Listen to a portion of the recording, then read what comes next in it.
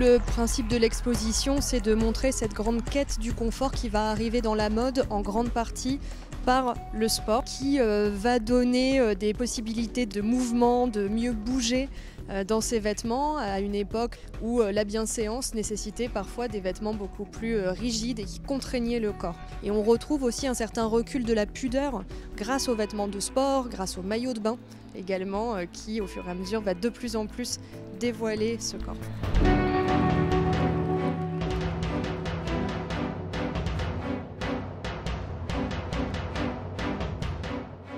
On arrive au bout d'un moment à une sorte de fusion entre le sport et la mode et c'est ce qu'on va appeler finalement aujourd'hui le sportswear. Mais il y a une vraie bascule au moment des années 1920-1930 où à ce moment de l'entre-deux-guerres, il y a un réel engouement pour la jeunesse, le dynamisme et donc également le sport qui ne va pas laisser les couturiers indifférents et vont proposer des premières collections sport, soit avec des vêtements faits réellement pour l'activité sportive qui sera plutôt du tennis, du golf qui sont les sports de la bourgeoisie à ce moment-là,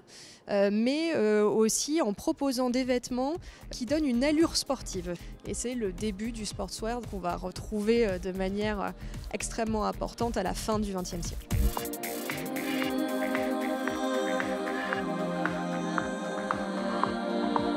Le maillot, ou l'écharpe, ou tout accessoire qui va pouvoir rappeler qu'on appartient finalement à ce groupe de supporters d'une certaine équipe. Par ailleurs, il y a certains maillots qui vont aussi devenir des objets de collection et certains deviennent complètement des reliques et c'est le cas du maillot porté par Zidane pendant la finale de la Coupe du Monde de football de 98 qu'on présente ici.